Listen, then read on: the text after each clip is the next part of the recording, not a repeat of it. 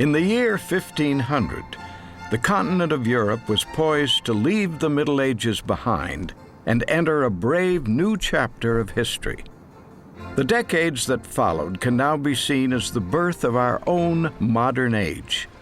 It was a time of discovery, both geographically and intellectually. In art, the spirit of the Renaissance flourished, especially in the great cities of Italy. It was a time when reason and science began to take over from superstition and myth, and Europe would never be the same again. As the 16th century began, the old way of life still persisted, both here in Italy and across the Alps in northern Europe. In the Netherlands, as elsewhere, the medieval spirit still determined much of everyday life, and it was this that inspired one of the most remarkable artists of all time. A man who recognized the follies of man and sought to warn against them in often horrific terms. A man whose own Christianity was mixed with folklore of the time and expressed through his own artistic genius. This was the first of the Dutch masters, Hieronymus Bosch.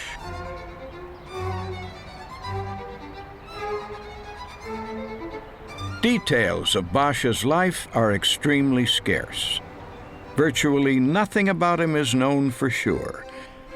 We know that by the year 1431, a man named Jan van Aken became established as a painter here in the city of Hertogenbosch, near Antwerp, and 4 of his 5 sons also became successful artists. Jan van Aken's grandson, Jeroen, became the best-known member of the family. And today we know him by the pseudonym he adopted, a name derived from that of his home city, Hieronymus Bosch. He's one of those many Netherlandish painters whose birth date we don't know, and therefore we feel rather uneasy about attempting any kind of dating of the early work. We assume that he was born in 1425 or 1430, somewhere in that bracket, because a document establishing him as an artist does so at the sort of time when most are joining the Guild of St. Luke. And there's a wedding contract and a dispute with a relative by marriage and so on. These odd little things survive. And we know that he died in 1516. And that's about it. And into that, we have to fit an extraordinary body of work. Nobody has ever known how to do it, and everybody sets out to do it with absolute authority. You compare one authority with another, and nothing fits. What we know about him is small fragments, for example, which Carl van Mander mentions in his life of him. It's a very, very short little life. I mean, it's basically 2 pages, and it tells us a few things about his technique. It tells us a few things about some works he has done, but you know, these works haven't survived. We do not know is it even by him, because you know, Carl van Mander wrote his text something like a bit less than 100 years after Bosch himself had died. By the mid-1470s, Hieronymus Bosch was active as an artist, and his earliest surviving works reveal artistic concerns that would also feature in his greatest work. Like many painters of the time, the young Bosch turned to the Bible for his subject matter, as we can see with this panel illustrating the wedding feast at Cana, the setting for one of Christ's best-known miracles, the turning of water into wine. Bosch's painting is not an overwhelmingly spiritual image. A strong sense of flawed humanity reveals itself, with symbolism contributing strongly to the effect. Bosch's contemporaries would have immediately recognized the spitting swan as a symbol of sexual promiscuity. And the presence of the magician reminds modern viewers that many medieval folk had faith in more than just the power of Christ. In 15th century Europe, belief in magic was a widespread phenomenon, and Bosch chose to address the subject in paintings such as The Conjurer, also from early in his career. But the conjurer has no real magic powers. Instead, he is a trickster who uses his art as a cunning ploy to distract attention, while his accomplice picks the pocket of the mesmerized man. We can still appreciate the humor of this painting because the foolishness of men did not die out with the Middle Ages. Many of Bosch's studies of human folly express sentiments still relevant today, although the immediate subject matter can often be obscure. Significantly, Bosch chose not to date his works.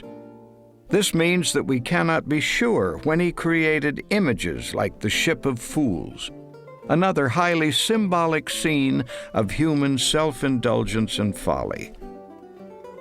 I think it's very difficult to actually fix a chronology, and nobody is quite certain. So usually his works are divided into three periods, kind of loose periods, starting in 1474 to about 1485, and then to 1510, and the last one to his death in 1516. Because the thing is, a lot of his paintings have been overpainted, and there's been quite a lot of damage as well. So it's quite difficult even to detect, the technical ways of his painting. It seems to me that you must do a number of slightly experimental things. You take the early work, or what we presume to be the early work, and compare it with what was happening in the Netherlands, what we know what was happening in the Netherlands in the work of other painters.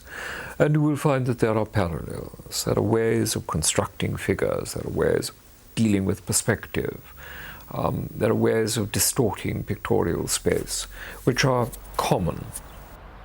The efforts of art historians have established how the paintings of Hieronymus Bosch evolved throughout his working life. But some aspects of his art were with him from the beginning. These include the keen humor and strong symbolism that we have already seen. The follies of man would also be a recurring element of his work. As well as folly, Bosch also concerned himself with the darker business of sin and the terrible punishments that lay in store for the sinner. The paintings produced from this preoccupation with sin would revolutionize the world of art forever. Nothing like it had ever been seen before, and no artist has ever matched Bosch's unique vision of hell and damnation. These nightmare visions are, for many, the greatest achievement of Hieronymus Bosch. But with this visual representation of the 7 deadly sins, we see humor prevailing over horror. Created early in his career, the 7 deadly sins was painted in oils on a panel, intended for use as a tabletop. Now in Madrid's Prado Museum, the work is dominated by a circle whose center represents the eye of God beholding the image of his Son, Jesus Christ. Below are the Latin words, "Beware, beware, God sees," which is unfortunate for the individuals depicted in the 7 major frames that comprise the outer circle.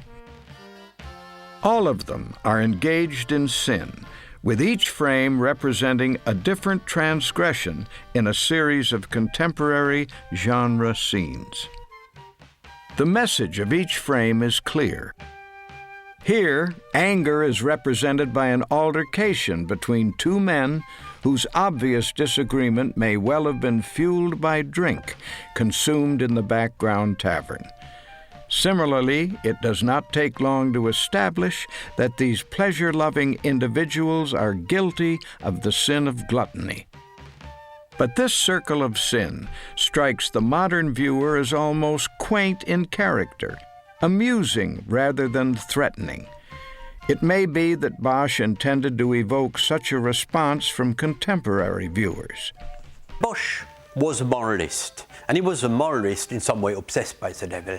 The devil for him was everywhere, the sins were everywhere, and this is in fact what he represented in his paintings.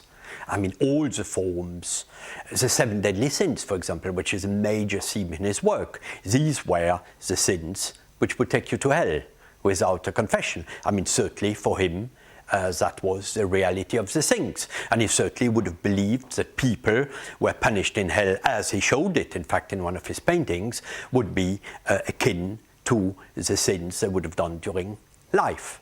Bosch was very much like a medieval preacher, and these medieval preachers would actually tell anecdotal stories, funny stories, to keep the attention of the congregation. And in that way, I think he works just in the same way and tells things in possibly more humorous manner, but it all has a very moral purpose in the end. It is only outside the center circle that the 7 deadly sins reveals the sense of menace that would characterize much of Bosch's greatest work.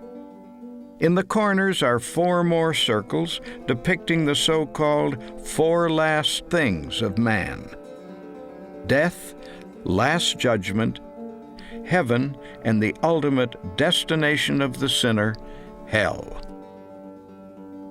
Here we see another, later image of the fires of hell, which again provide the background to the sufferings of the damned. Looking at this scene, we can begin to appreciate the kind of hellscape forever associated with Bosch. But we should also recognize that this is just one component of the complete work of art. It forms the right-hand panel of a series of 3 paintings. On the left is a scene of paradise. But the adjoining central panel gives the whole piece its name, The Last Judgment.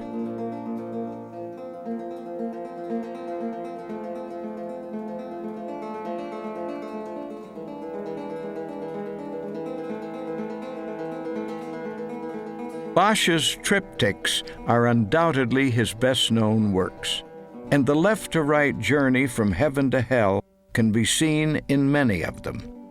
In this series, entitled The Hay Wain, the central panel again presents us with a scene whose subject matter appears innocent enough at first. But this is an image loaded with visual symbols that would have been well understood in Bosch's time. Dutch folklore saw hay both as a symbol of man's pursuit of wealth and of the sinful follies that this pursuit entailed. The owl would also have been recognized as a symbol of heresy, while the vase referred to female promiscuity. But modern audiences can also share the sense of ungodliness that Bosch sought to convey. What is actually pulling the hay wain? And what is the destination of this highly symbolic procession? The right panel of the triptych reveals the terrible truth. We are now in hell itself. He concentrated on hell because his paintings are warning. They're warning to humanity not to take that way. And this is in fact how his paintings were seen. Throughout the medieval period, it was impossible for the peasantry and the working classes, slightly different, and the middle classes to exist without having a constant awareness of the imminence of death. It was common for people to get married at the age of 14, have children at once, and be dead by the time they were 24. A short life, not a very merry one. With death, there is judgment, there is hell, there's purgatory, and there is heaven with a stroke of luck. And so it was a world of angels and devils all the time. Grotesque creatures are one of the most striking features of Bosch's work. as we can see in the terrifying central panel of the Last Judgment triptych. Bosch surely appreciated that it is the unknown that we fear most, and no one on earth could ever have witnessed creatures like these terrible hybrids of man and beast. This is a world with its own internal order of things, an order we cannot fathom other than with reference to the obvious human suffering. It is this totality of vision that makes the Last Judgment a disturbing image even for those who consider the idea of hell absurd. It is unsurprising that many modern critics believe that Bosch must have been inspired by some kind of hallucinogenic stimulant. Well, I think actually it wasn't necessary for Bosch because, again, there were so many of these fantastic monsters and devils around in the medieval world, all through the medieval world. And so he got inspiration from the margins of manuscripts, from, all around the churches, from the sculptures, and also carvings on misericords, and even the literature. There was a lot of mystic literature which was full of monstrous creations and symbols as well. People have looked at Bosch in different ways. I mean, some people have, claimed he used hallucinogenic drugs. Some other people said that his work had a kind of alchemical meaning, an astrological meaning, and so on. There may be allusions, obviously, to astrology in his work, so there may be a figure which is akin to an astrological tradition, but that's not what his work is about. His work is first religious, secondly moral, and then, obviously, what makes it so great is the artist's invention, when, possibly because he didn't have so many formulas to follow, he had to invent them. He had to be creative, and this makes him one of the most interesting artists of his time. We may never know for sure whether Bosch's artistic vision was stimulated by an altered state of consciousness, but we can be certain that the actual execution of his work was as painstaking as that of any other great painter of history. His surviving drawings prove that there was nothing slack or random about the detail of his paintings. This weird figure is known as the Tree Man, an incomprehensible being whose completed form we can see in the most famous of all Bosch's works. This is another image of hell, which forms the right panel of another remarkable triptych, the Garden of Earthly Delights. It is likely that Bosch was in his early 50s when he painted this extraordinary work of art, which remains a defining image of the late Middle Ages.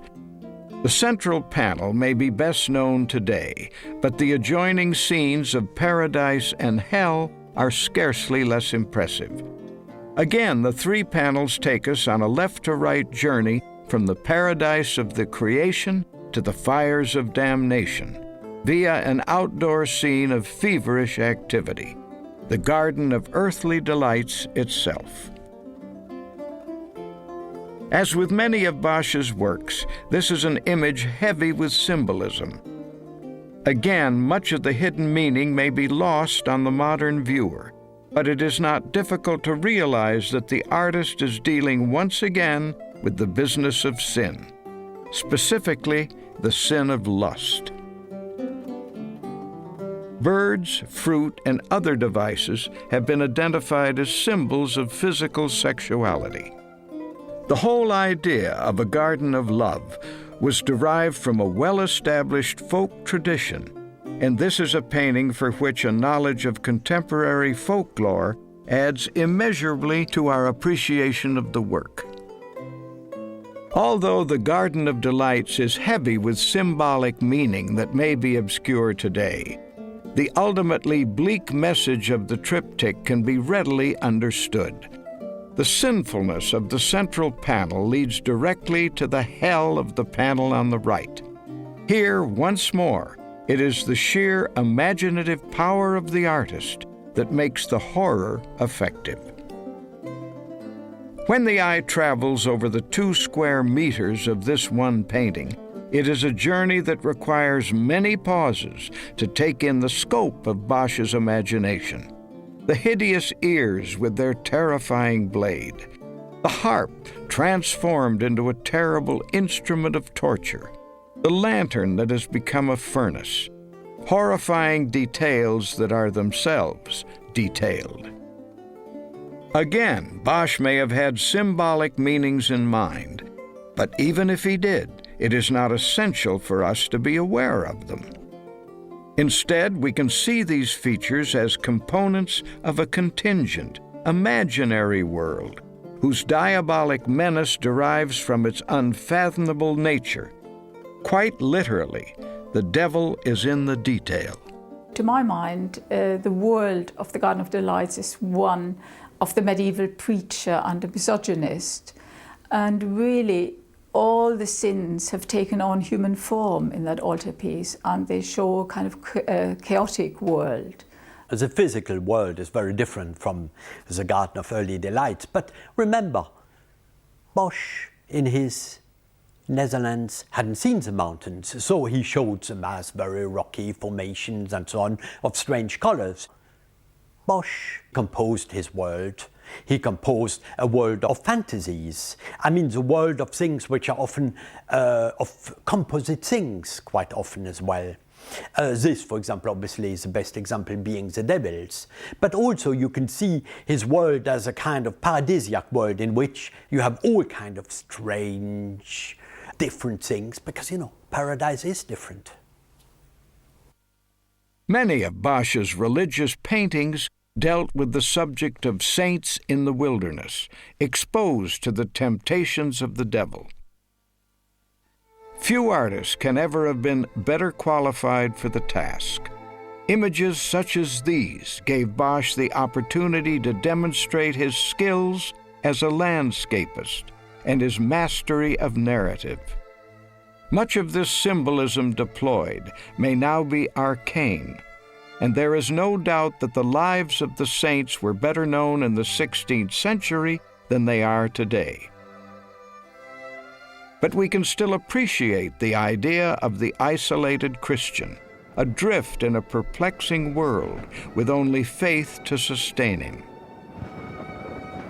One such individual was Saint Anthony, an early believer who passed most of his days in the deserts of Egypt, living as a hermit.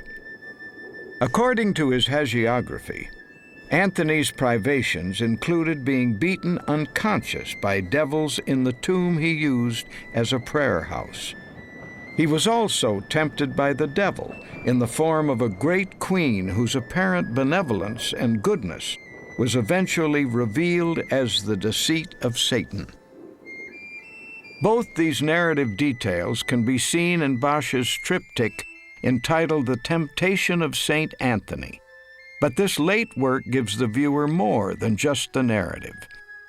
The theme of temptation by the devil allowed the artist to give full expression to the fantastic, notably in the middle panel where we see the saint beside the tomb, surrounded by monstrous figures as the fires of hell rage once more in the background. In artistic terms, The Temptation of Saint Anthony is a mature work by an artist who has now reached the peak of his powers. One of the most remarkable details in any paintings by Bosch can be seen within the tomb behind Saint Anthony. There can be no doubting this eternal image. It is Christ himself on the cross. The figure is so small that first-time viewers of the work can fail to notice it. But once we become aware of its presence, it comes to inform the entire work with the Christian message of salvation. Christ would be the subject matter for most of the paintings that survive from the final years of Bosch's life. The finest of these can be considered the artist's final masterpiece, Christ carrying the cross. This is the moment when Christ is most isolated, surrounded by folly, with only a terrible death to come. Bosch painted the Passion, but the Passion is the main subject of Christian imagery, so there's nothing really surprising in it. there are scenes which were chosen and codified. There were devotions which were linked to the sufferings of Christ. No, again, his interest in the Passion is a very traditional one. I think because with the Passion, you could show Christ suffering at the hands of these human sinners to a much greater extent. And it's very much in line with a movement which was very popular in the 15th century called the modern devotion. And that movement taught meditation on the suffering of Christ, contemplation and also imitation. And so the sacrifice of Christ, by meditating on it and concentrating on it, would show up what Christ actually did for the redemption of humankind. It is Christ himself that represents Bosch's greatest achievement here. Eyes closed, he is somehow apart from the chaos around him. For Christians, this is entirely appropriate. The person of Jesus has human and divine elements, and Bosch somehow captures both in his representation of the Christ figure. Christians also believe that Jesus triumphed over the folly of men with the achievement of his resurrection. But this is an image whose overall sense of pessimism cannot be denied. It is unfortunate that we have no record of the thoughts and beliefs of the artist who created it. With Bosch, in order to paint what he did and not cause outrage, he must have been extremely devout in his observances. He must have been a religious and not a bitter and twisted old man whom everybody disliked. He must have been deeply respected, which suggests to me that he was serious in all his endeavors, and that his personality, whatever it was not allowed to come through. Hieronymus Bosch, the man, will probably remain a mystery forever, but his work is amongst the most recognizable of all Western art. By the time of his death in August 1516, his achievements were undeniable, and the following decades saw his work become the best known of any artist of the Netherlands. Centuries later, his work proved inspirational to the Surrealists, and much of his work remains as relevant today as it has ever been. But in artistic terms, the work of Hieronymus Bosch would most strongly influence the work of a painter born in the decade after his death, Peter Bruegel the Elder, the second of the Dutch masters.